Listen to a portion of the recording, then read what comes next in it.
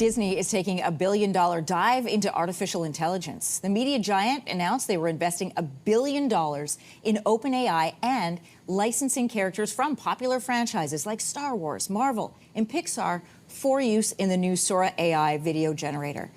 For more on what this means for the industry, I'm joined by Mark Jones. He's the Dean of the Faculty of Animation and Arts and Design at Sheridan College. Great to have you here. You guys were my first thought when I saw this headline. Thank you. I guess first off, let's start with your impressions. How did you react when you saw this?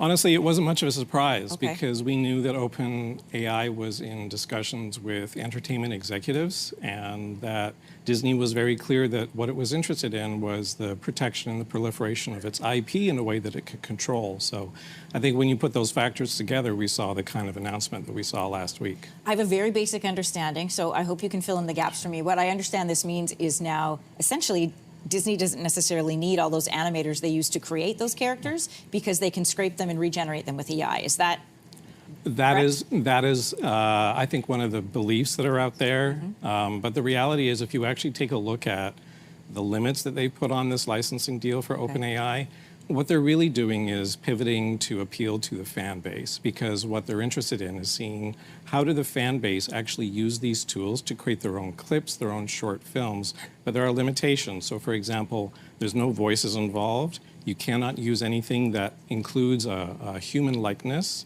So there's quite a number of limits put on the arrangement, because I think what Disney's really interested in is how are people going to use these tools for things that they could then port over to Disney Plus, because they've said they're going to curate a certain amount of this content to see are people actually interested in watching AI-generated content. So I think this is a bit of a testing phase for Disney, and we'll see how it plays out. Well, how will this, from your lens, potentially change the industry?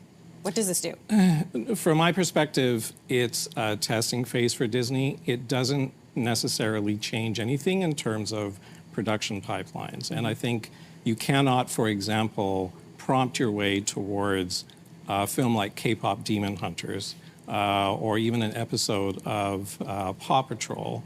So at Sheridan, we're very interested. We're keeping a close eye on this technology.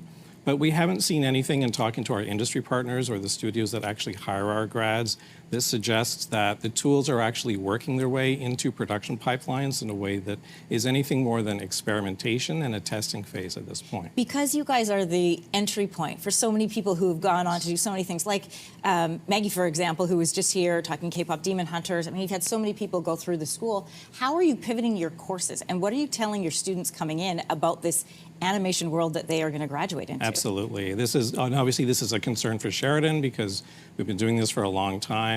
You guys are one of the main pools that they pull from. Absolutely, and we were the first program within Canada, and we're still ranked the top in the country. So how do we do that? We do that by actually listening to our industry partners, listening to the studios that hire our grads. And so our impression at this point is that we need to continue to look at where things are changing, and we need to adapt some of our programming. So for example, last week we just announced our brand new 4-year degree called 3D Animation and Emerging Technology.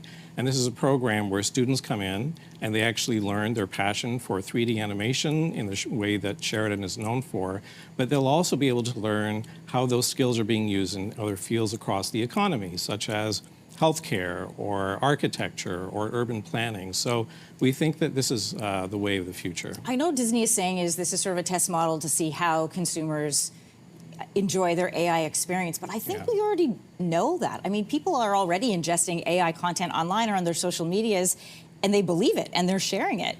I think there's an impression that because you can prompt your way towards something that looks very realistic, that is a substitute for storytelling, and storytelling done by a crew of professionals that are well trained in that, they're well practiced in it.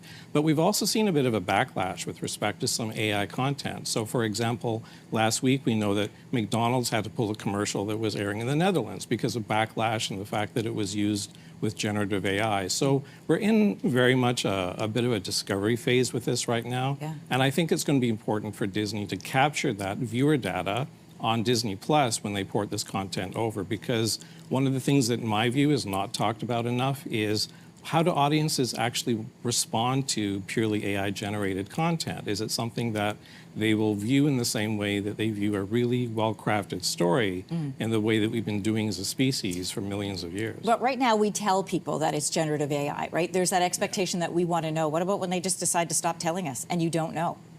Well, I think then at that point it's really up to the regulators, and it's actually up to government to be able to indicate to us what kinds of content we're actually watching, because if we're in a position where we're moving towards purely automated storytelling, then in my mind, it's a little bit like saying that just because you have a hammer, it makes you a carpenter. The tool itself does not actually make you the artist. Being able to practice your craft and learn it from a host of other artists is really where good storytelling from a human perspective comes from. I can feel like that's where you guys are going to focus. Mark Jones, Dean of the Faculty of Animation, Arts, and Design at Sheridan College. I'm so glad you came in today. I'm so curious what your perspective was. Thanks, Anne Marie.